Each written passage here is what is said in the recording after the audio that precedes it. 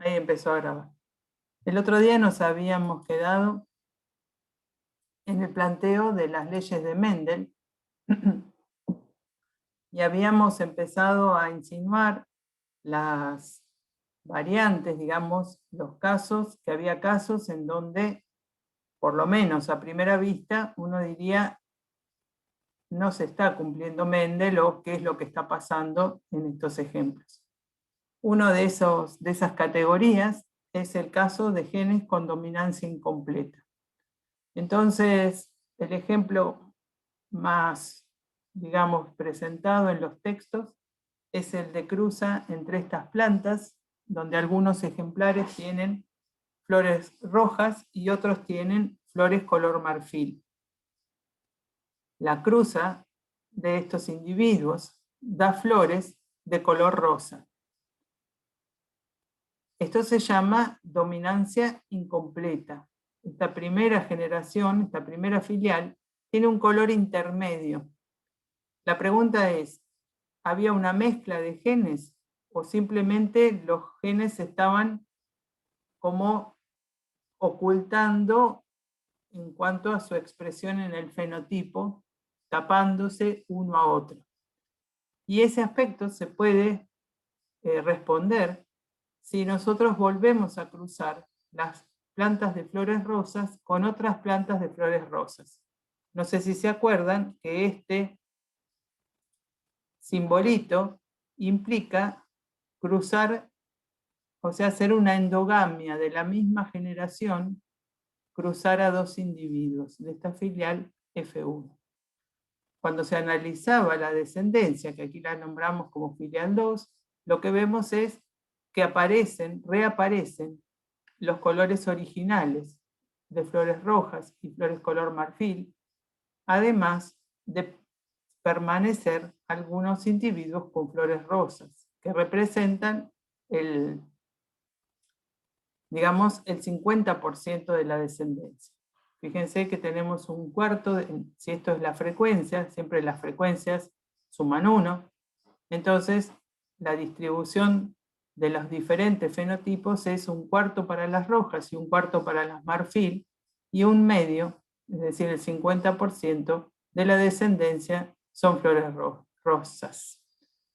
Cuando se volvían a cruzar rojas con rojas, la descendencia era roja. Cuando se volvían a cruzar marfil con marfil, la descendencia era marfil. Y nuevamente, el experimento de cruzar rosas con rosas daba otra vez la proporción 1, 2, 1. Entonces, el fenotipo está mostrando, vamos a hablar de la parte macroscópica, aspectos como el color, la forma, el tamaño, ¿sí? Está mostrando que los dos genes se están expresando.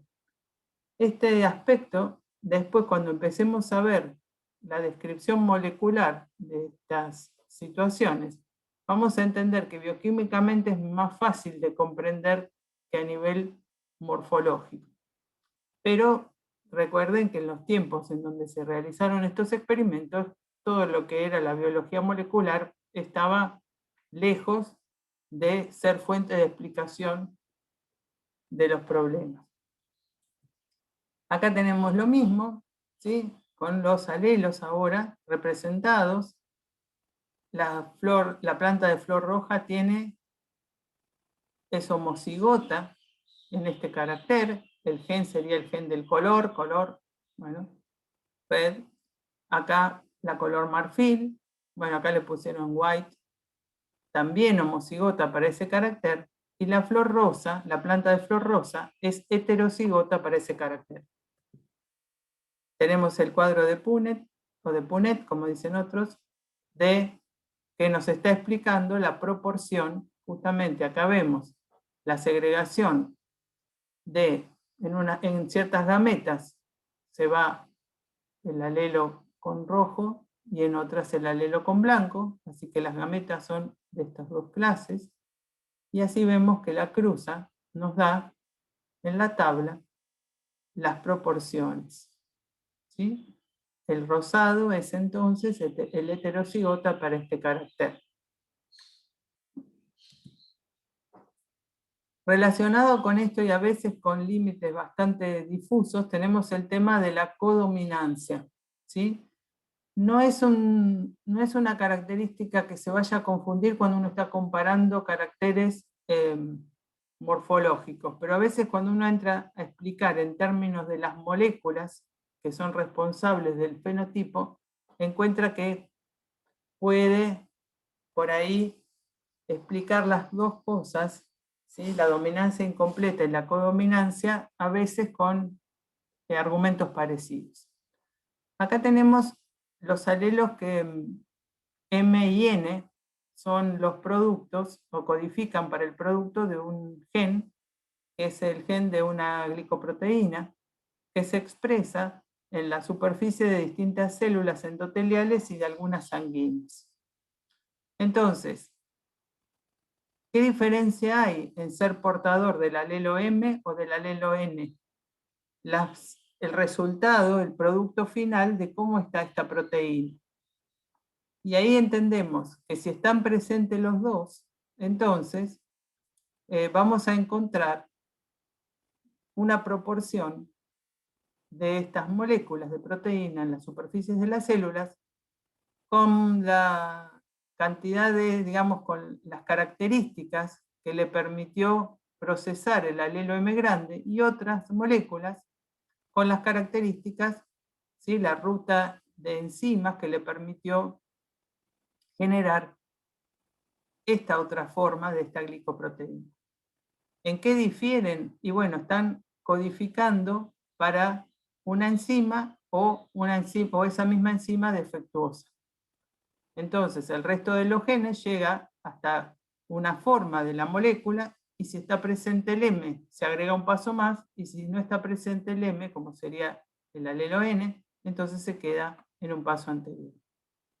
Entonces, la descendencia va a expresar en sus glóbulos rojos, si tenemos cruza de heterocigotas, los que sean heterocigotas van a presentar las moléculas con distinto grado de maduración. Van a estar los dos tipos de moléculas. ¿Cuándo van a tener esas células una proteína con un grado, una glicoproteína con un grado de procesamiento igual? Y cuando tengamos homocigotas. El sistema sanguíneo AVO es otro ejemplo de codominancia, ¿sí? Y acá tenemos otra vez el detalle molecular de lo que le veníamos comentando para ese otro par de genes que vimos recién, el M y el N. Acá tenemos una glicoproteína, ¿sí? Que se llama antígeno H, y después, en un paso posterior, tenemos esta actividad enzimática, que como ustedes ven, agrega este fragmento, o si no, otra actividad enzimática codificada por otro gen que agrega solamente galactosa. Entonces, si nosotros somos portadores del alelo A únicamente, y nuestro producto final para esa proteína va a ser el antígeno A. Si nosotros tenemos el gen, somos homocigotas para el alelo B, entonces vamos a tener esta forma en la molécula. Y si somos defectuosos en ambos alelos, nos vamos a quedar solamente con el antígeno H, que sería el grupo 0, ¿sí? Entonces, cada individuo tiene dos alelos. ¿Cuáles alelos pueden ser? Y bueno, las diferentes combinaciones. Como el 0 es recesivo, entonces se va a manifestar en cualquier combinación el otro alelo. Y la única vez que se va a manifestar el carácter recesivo, como siempre, es cuando sea homocigota en el aspecto recesivo. Entonces, fíjense que molecularmente es bien clarito qué es lo que pasa. Se están expresando productos distintos como resultado de las diferentes, digamos, características de las enzimas que codifican los alelos A y B, o ninguna, si es el caso del grupo 0. Para poner algunos ejemplos, no es muy fácil tener herencia tan clarita, estas que se llaman herencias monogénicas, ¿sí? O sea que podemos deducir la relación directa entre el fenotipo y el genotipo asociado a un solo gen. Pero sí hay ejemplos. Entonces, son por ahí el aspecto más notorio para estas variantes monogénicas es el estudio de enfermedades. Y ahí tenemos distintas enfermedades, por ejemplo, después vamos a tratarla en algún otro momento del curso, la enfermedad de Huntington, ¿sí? Es una enfermedad autosómica dominante. La fibrosis quística es autosómica recesiva. La distrofia muscular de Duchenne es ligada al sexo. Y así tenemos un buen número de enfermedades monogénicas con distintos patrones de herencia. Tal vez la ligada al sexo más conocida sea, bueno, ahí se me colgó, la ligada al sexo, voy a dejar de compartir y empiezo de nuevo porque se colgó.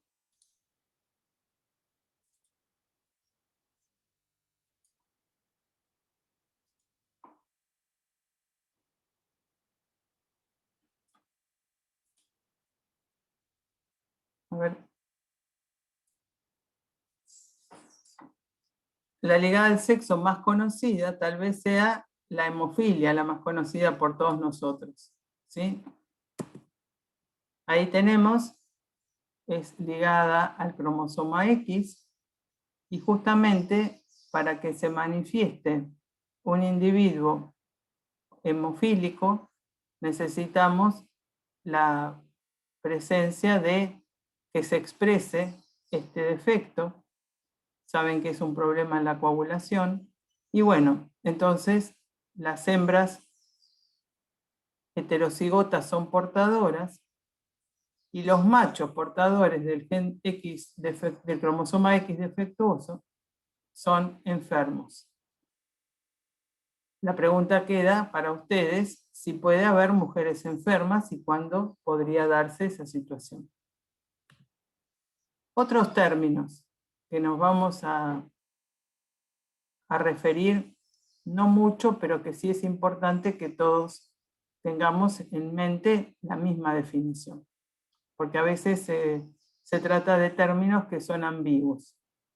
La expresividad variable es que muchas veces se habla de esto. Portadores del mismo alelo para un dado gen a veces manifiestan en el fenotipo ese gen y otras veces no, dependiendo del organismo y del entorno. Esto se habla mucho también. La penetrancia es la proporción de individuos en la población que tienen fenotipo acorde al genotipo, ¿sí?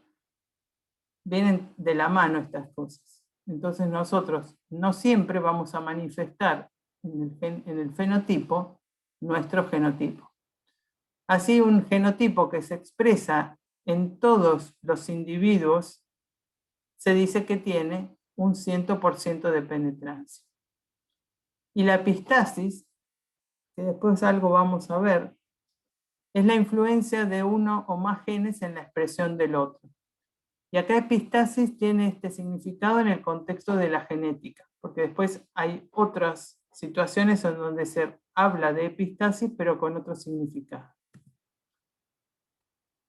Para seguir avanzando en la cuestión histórica del desarrollo de estos conceptos, habíamos planteado todos los hallazgos de Mendel y también la teoría celular.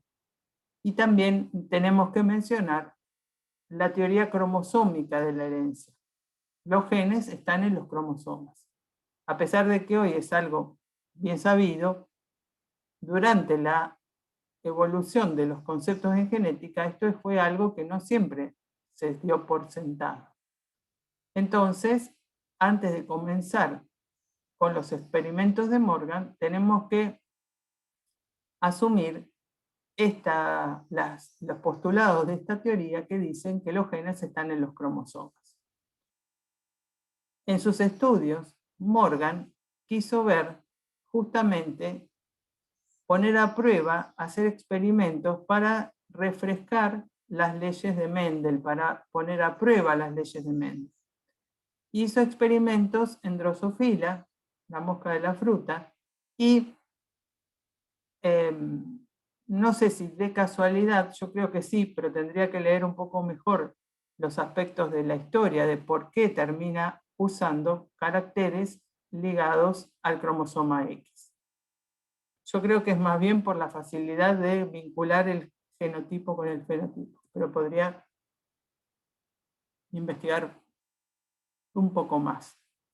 ¿Qué encontró Morgan? Morgan encontró que los genes están vinculados, ¿sí? O hay un genetic linkage.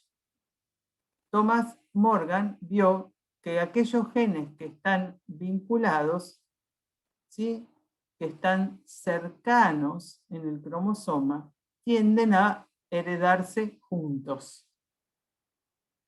Y uno diría, bueno, ¿y por qué no?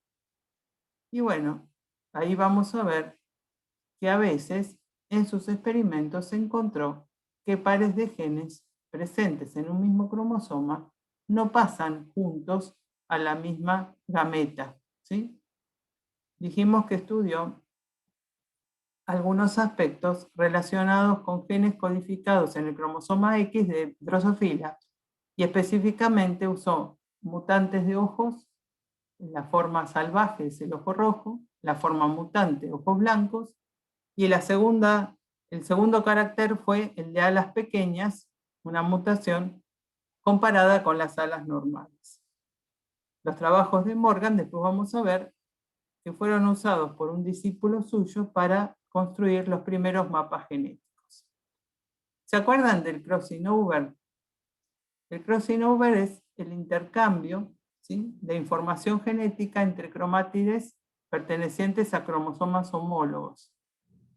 Entonces nosotros acá tenemos que puede haber recombinantes, es decir, arreglos de genes en las gametas que no estaban presentes en las gametas originales. Se dice en las combinaciones parentales. Entonces, si ustedes miran acá, tenemos a los alelos A mayúscula y B mayúscula, se dice en cis, porque están en la misma cadena, no en la misma cadena, en el mismo cromosoma, después vamos a ver mejor este aspecto, ¿sí?, están en cis, y también podríamos tener en el otro alelo, estos corresponden a un individuo, la gameta que recibió cuando fue, digamos, el primer huevo, y la del otro progenitor.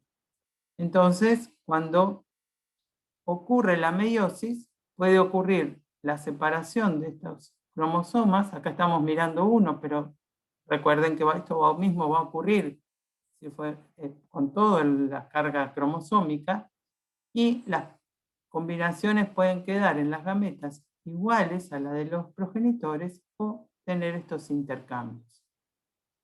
Otro alelo, acá como están cruzadas las variantes, supongamos que A es la forma wild type, A grande, y A chica es un mutante o una variante normal en la población, que se llama polimórfica. Entonces podemos tener que están cruzados en el mismo cromosoma, tenemos la variante salvaje de un gen y una variante alternativa menos frecuente del otro gen. Entonces se habla de configuración en trans.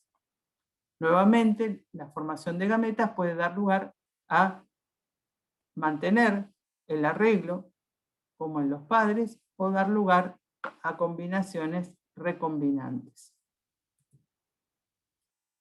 Entonces, estas recombinaciones dijimos que eran el producto del proceso llamado crossing over, que es una recombinación homóloga, es decir, un intercambio de material genético entre fragmentos que son portadores de la misma información, del mismo tipo de genes.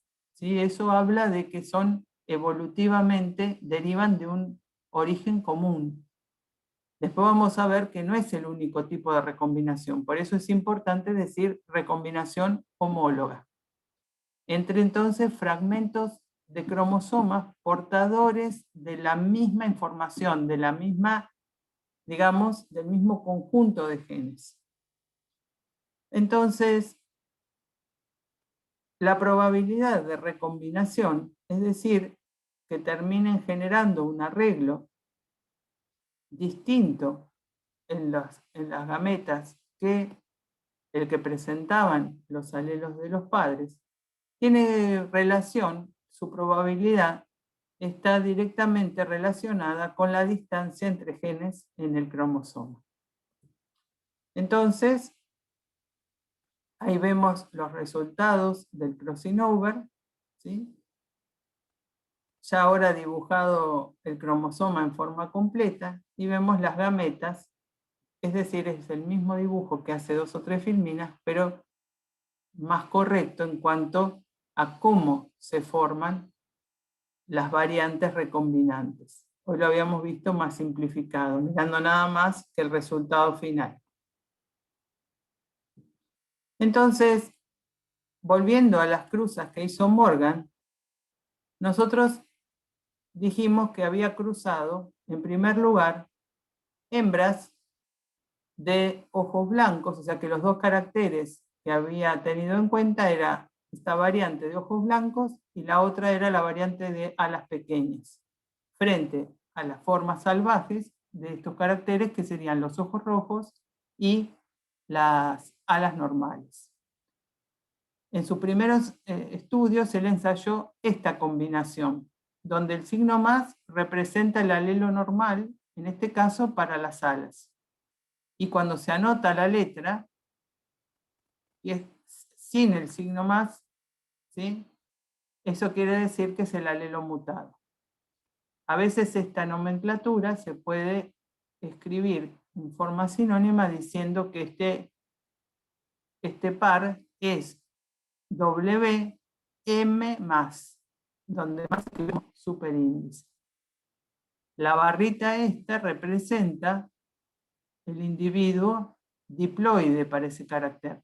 En un cromosoma tiene este arreglo de genes, color de ojos blancos a las normales, y en el cromosoma, el otro cromosoma, lo mismo. ¿Sí? Entonces, acá tenemos el macho, también diploide, y como era un carácter asociado al cromosoma X, saben ustedes que la correspondencia con el Y no es exacta. Entonces acá tenemos que por un lado va a tener en este cromosoma, en el cromosoma X va a tener, en este caso es normal para el color de ojos, pero tiene alas pequeñas. Entonces más o W superíndice más M. Y el otro, la contraparte, es el cromosoma Y. Cuando se cruzan estos individuos, aparecen hembras con este genotipo. ¿Sí? Las hembras van a tener, por ejemplo, las que recibieron esta dotación del X de la madre, W+, y las que recibieron la dotación del X del padre, alas defectuosas, pero ojos normales. Estas hembras fue la que utilizó Morgan en un experimento parecido a los de prueba o test cross que vimos la clase pasada. Las cruzó con el macho defectuoso, que en este caso sería recesivo, digamos así. Alas pequeñas y ojos rojos. ¿Se acuerdan que estos test servían para deducir el genotipo de uno de los progenitores, dado que se cruzaba con la forma homocigota del otro y era conocido?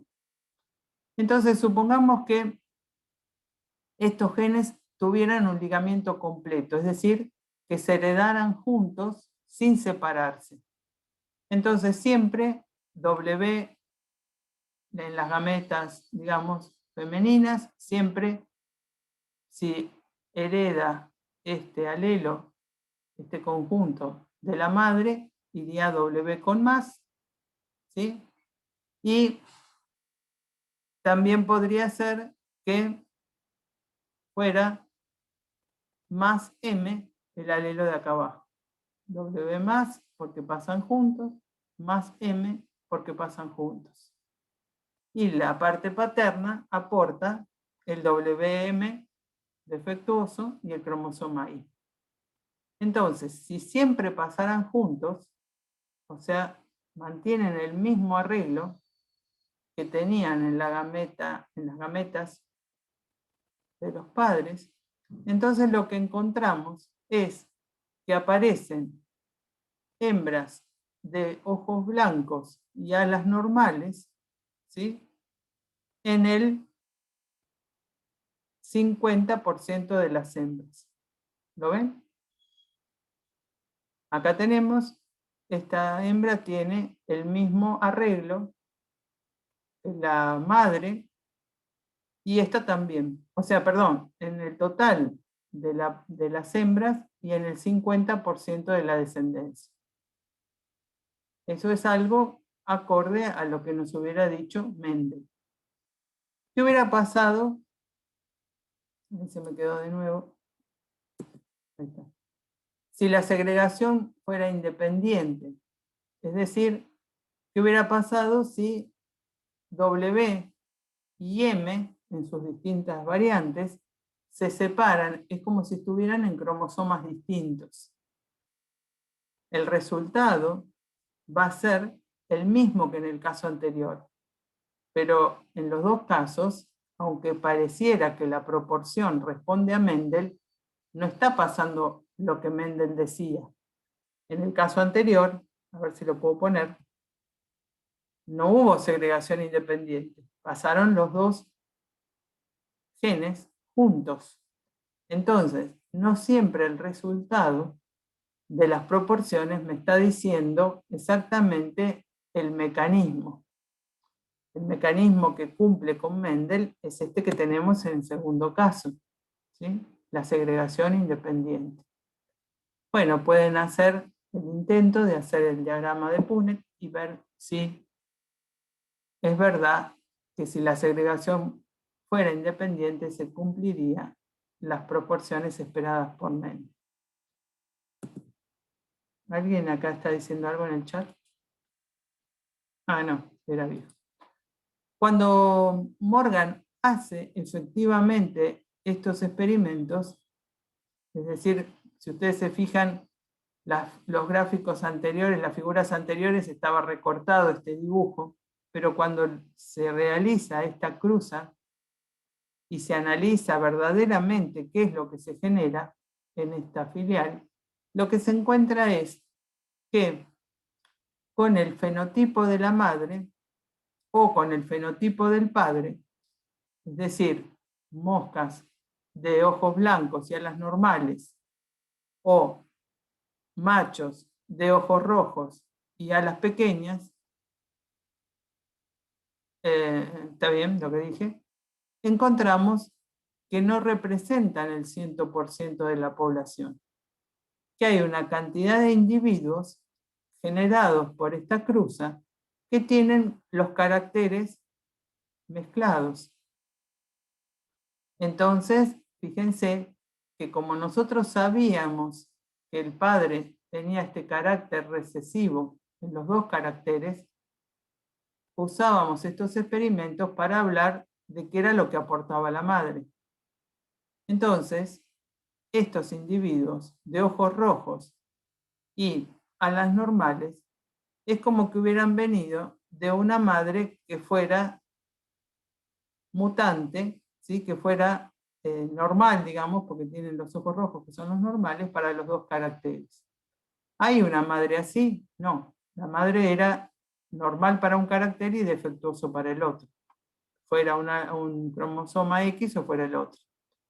Y después tenemos la otra característica que portaban algunos individuos de ojos blancos. Eso coincidiría con la característica de la madre, pero a las miniaturas.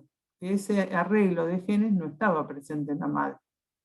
Es como si la madre hubiera aportado, para que se vea esto, ¿sí? Para que yo pueda ver esto, la madre tiene que haber sido defectuosa en los dos caracteres, para que se manifestara el homocigota recesivo, ¿sí?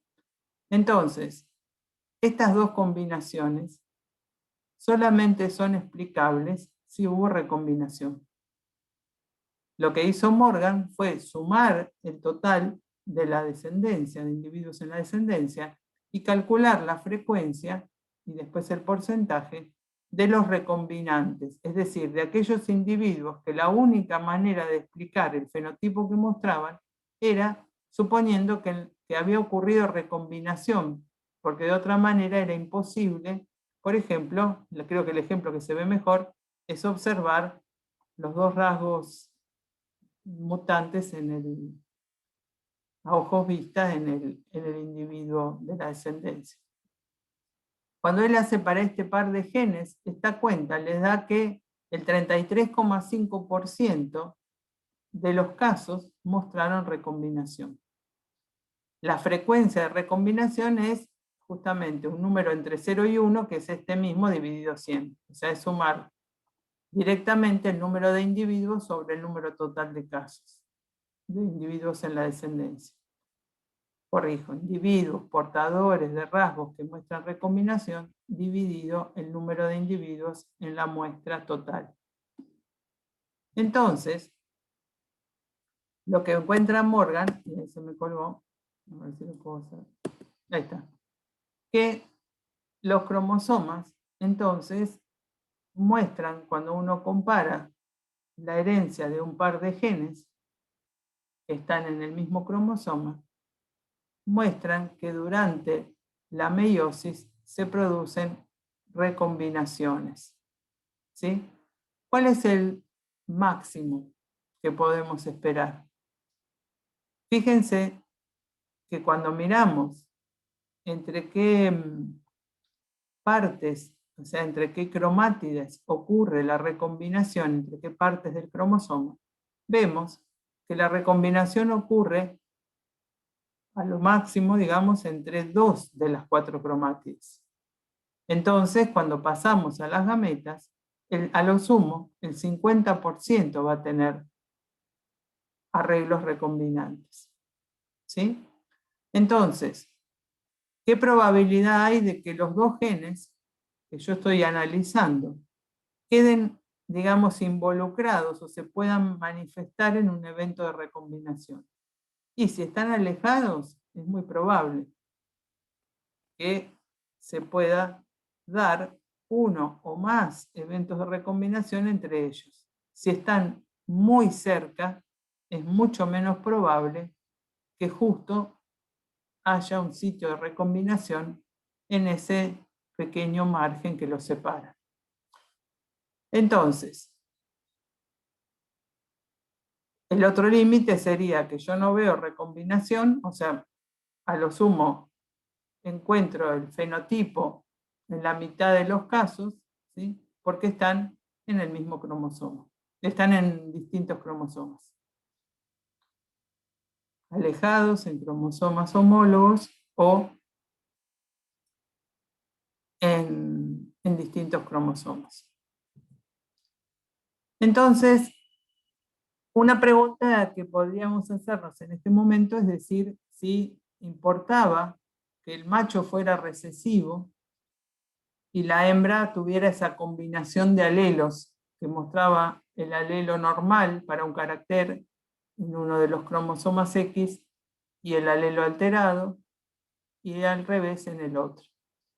Entonces lo que hizo Morgan fue poner en el mismo cromosoma del materno, digamos, hacer las cruzas para que los mutantes estuvieran en el mismo cromosoma.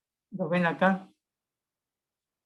Entonces lo que probó, fíjense, mutantes frente a normales, o sea que esta mosca va a ser de aspecto normal, y acá tenemos los dos mutantes en el macho, como antes. O sea que este macho se va a mostrar como de alas pequeñas y ojos rojos. Bueno, acá está al revés porque este es el otro, ¿no? Este macho que estamos acá no es este. Entonces, cuando cruzamos, lo que vamos a ver es que nuevamente se genera un porcentaje de recombinantes cercano al 35% de antes, pero ustedes recuerden que cuando uno hace estas cruzas es muy importante la cantidad de individuos relevados en el recuento. Entonces, el error experimental hace que uno tenga que decidir, como en cualquier experimento, si los resultados obtenidos son iguales o son distintos.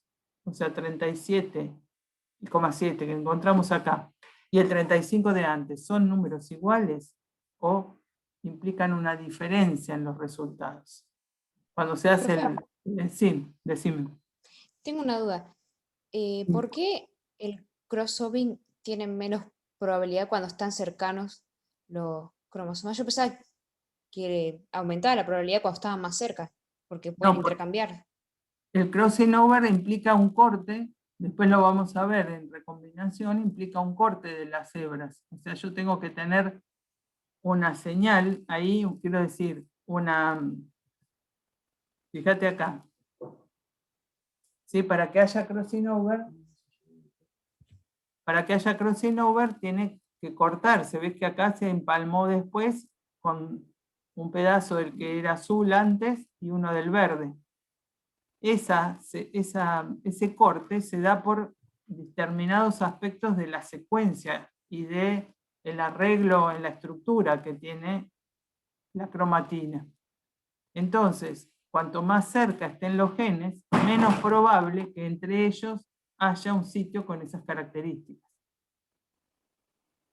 ¿Sí?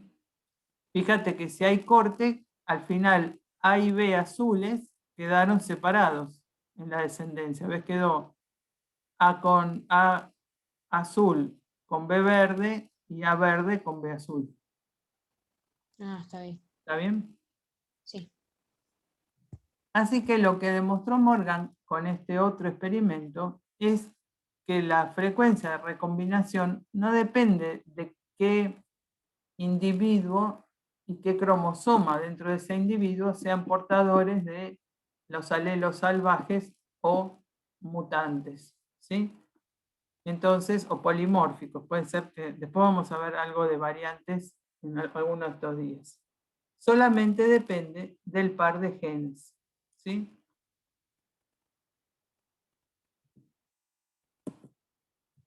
Bueno, si me deja. Ahí está.